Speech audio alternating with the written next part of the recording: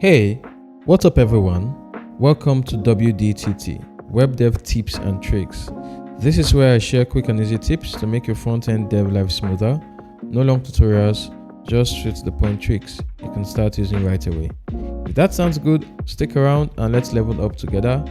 Also, don't forget to like, subscribe and turn on notifications for more.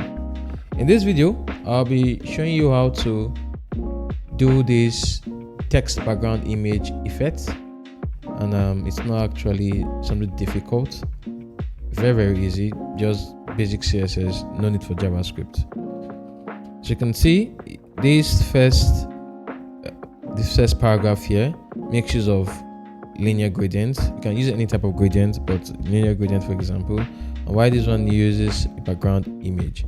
So you know that both linear gradients and normal background images are actually all background images at the end of the day. So yeah, this is just it. Without further ado, let's jump into the codes. Alright, so here is our starter code, and it's just very basic internal CSS and body. We have two paragraphs: hello world Ohayo Sakai, which is the hello world in Japanese. And yeah, our default styles: no margins, no padding, border box size, and a border box. And then the height of the body is the entire screen, display flex, and just basic things here. Okay. And so let's just test this out. Background color of red.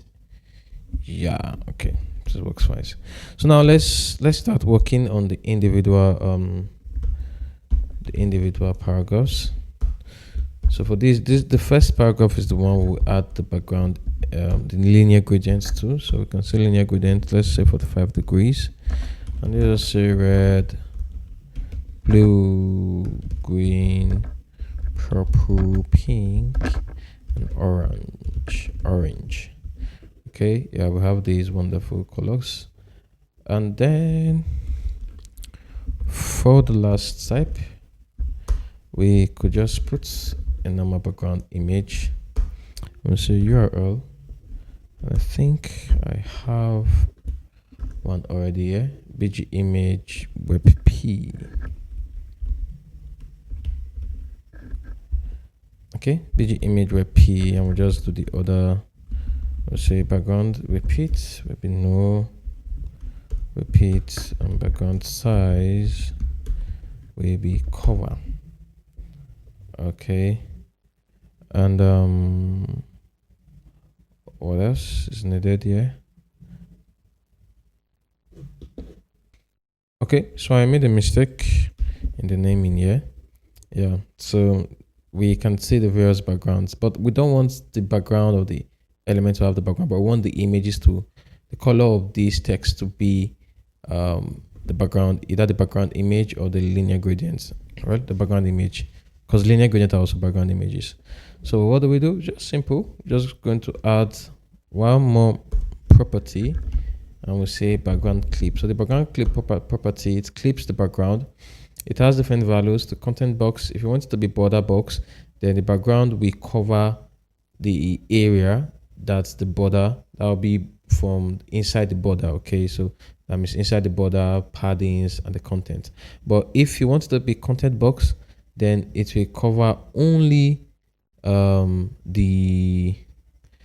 just the content. So the paddings in the paddings in that container will not be covered.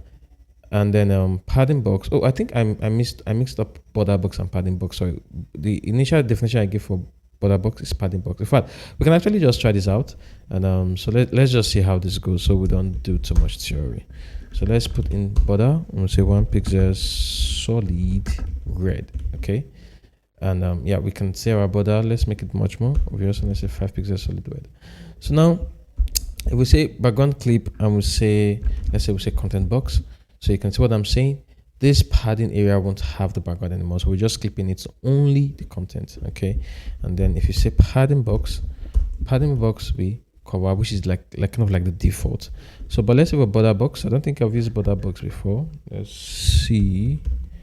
And now we'll say border box. Okay, maybe we need to set our border to transparent to get this working. Okay.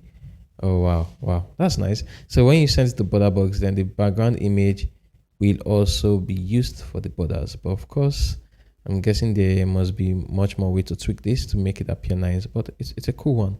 So those are the three values, but there's still another value that we can apply to get this to wrap around our text, and which is the background clip text. So when you use background clip text, it wraps around your text. But the reason why we are not seeing this is just like it was for the border. You have to set this to transparent for it to work, and voila, that's it. So very simple. This is all you need to set a background image to your text. So whatever, whether it's a linear gradient, conic gradient, whatsoever, and an image, this is how you get this done. Thank you for sticking to the end of this video, and I hope you would find opportunities in either your personal project or production grade projects to apply this knowledge. Also, do not forget to like, subscribe, turn on notifications, and also share this video to your fellow developer friends who will definitely find it useful. Have a nice coding experience. See you next time. Bye bye.